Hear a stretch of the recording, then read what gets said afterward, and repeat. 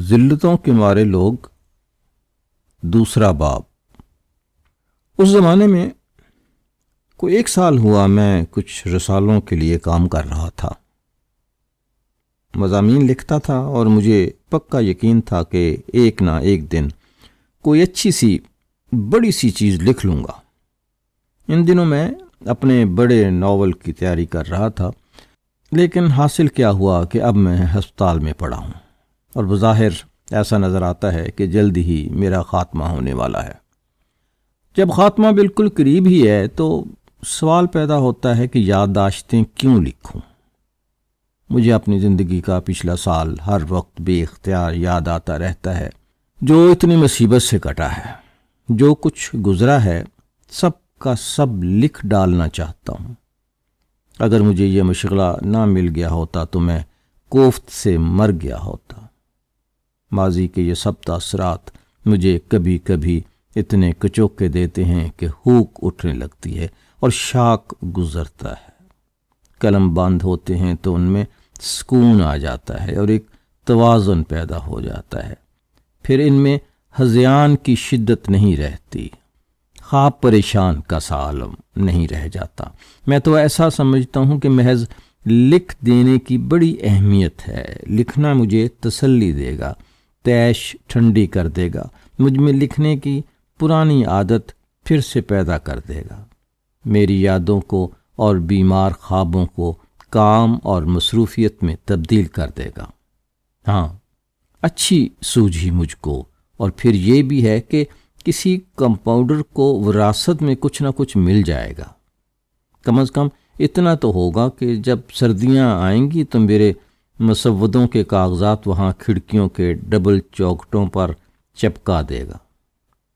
مگر میں نے اپنی کہانی کو پتہ نہیں کیوں بیچ میں کہیں سے شروع کر دیا ہے۔ اگر ساری کہانی لکھنی ہو تو قاعدے میں اسے شروع سے لکھنا چاہیے۔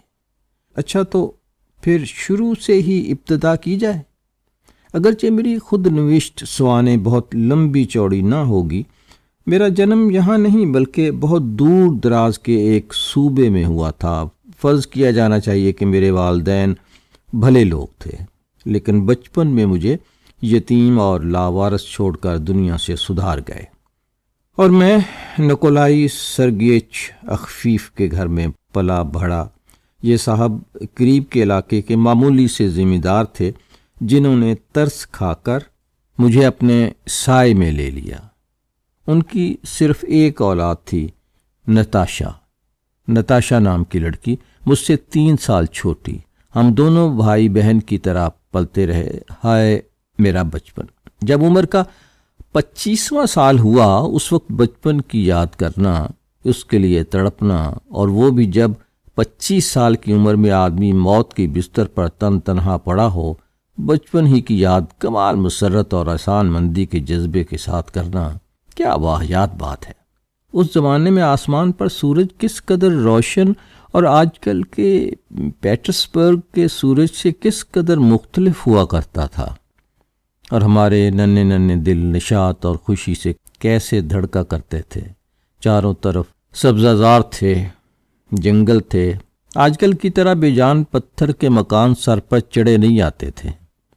واسیلیفسکوئے تعلقے میں باغ اور پارک کیسے نفیس اور دلکش تھے۔ وہاں نکولائی سرگیچ منتظم تھے۔ نتاشا اور میں، ہم دونوں باغ میں کودتے پھرتے تھے، اور باغ کے اس پار ایک بہت بڑا مرطوب جنگل تھا جہاں ایک بار ہم دونوں کھوئے گئے تھے۔ سنہرا لاجواب زمانہ۔ زندگی نے پہلے پہل اپنے رازوں اور رجحانے والی اداؤں سے ہم کو آشنا کیا تھا۔ اس سے آشنا ہونا کس قدر پر لطف تھا۔ ان دنوں ایسا معلوم ہوتا تھا کہ ہر جھاڑی کے پیچھے، ہر درخت کے پیچھے کوئی انجانی ہستی چھپی بیٹھی ہے۔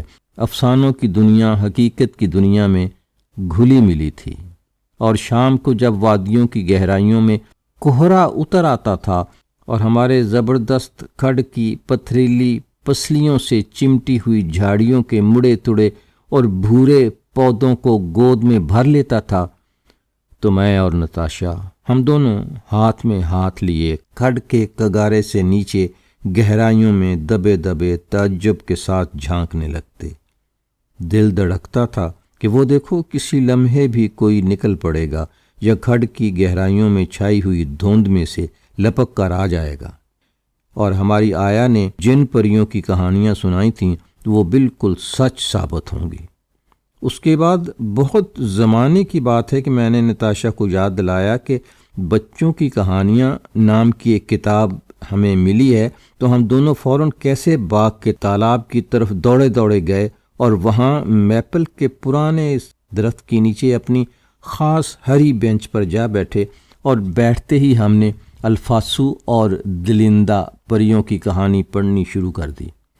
آج بھی میرا یہ حال ہے کہ وہ کہانی یاد آئے تو اس کے ساتھ دل میں ایک عجیب سنسنی سی دوڑ جاتی ہے۔